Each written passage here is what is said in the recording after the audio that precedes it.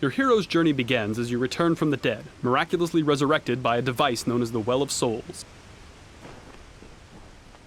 You there! You! What are you doing down here? You don't belong... Wait a moment.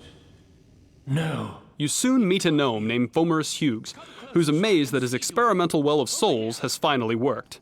He tells you that his tower is under attack and that you must escape. Finding a weapon, you prepare to fight your way out. The lens? The new configuration? Perhaps... No, what am I thinking? No time for that now. We've got to get you out of there. Here you get your first glimpse of the Well of Souls, the place of your rebirth. Combat in Reckoning is intuitive and accessible. You can chain together basic attacks with a single button. Trouble?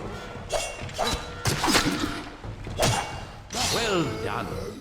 Collecting loot is a big part of the game. While you loot, you can compare items and decide whether they are worth equipping now or saving them to sell off later. Just by varying the timing of your basic attacks, you'll perform special moves like launching an opponent into the air and juggling him. Using your shield for a well-timed parry can open up an even more damaging attack chain on your stunned opponent. Now we've fast-forwarded to the Dalentarth region, your first introduction to the outside world of Reckoning. It's a peaceful place, a relatively safe start to your hero's journey. You now have both primary and secondary weapons equipped, and even as a melee fighter, you'll unleash powerful battle magic on your enemies.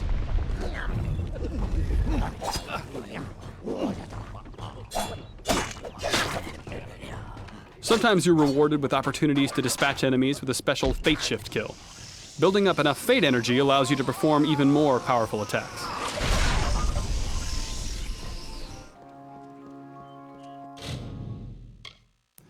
Reckoning features a robust crafting system. Here, for example, you might try your hand at Sagecraft.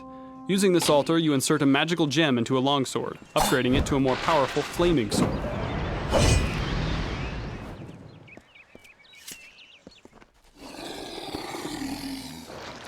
Combat in Reckoning is all about the choices you make for your character, what abilities you select, what armor and weapons you equip, and what strategies you employ against various enemies. You can perform a war cry that knocks your enemies back, attack the Banchain with your hammer, attack her minions with your sword, and then use your harpoon ability to pick off the stragglers. The Quake ability sets up the enemy for another Fate Shift.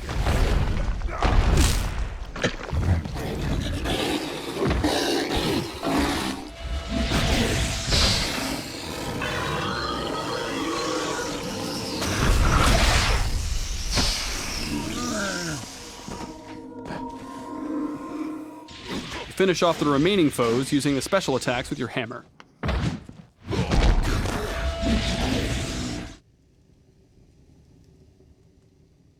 Imagine now that every choice you've made has led you down the path of the mage. You still have a shield, but it's a magical talisman, and your parry move sets your opponent on fire. You also have these chakram weapons you can use to tear through your enemies at a range.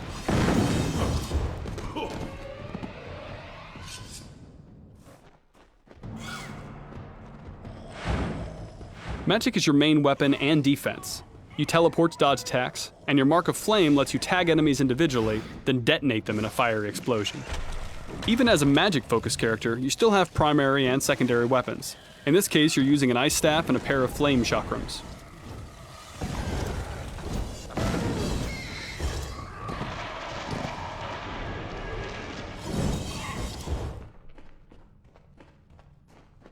For the sake of this demo, we've given you an advanced spell, Meteor.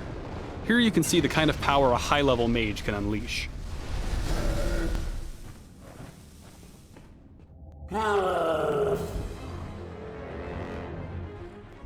Throughout the game, you'll encounter big creatures like this Prismeer troll.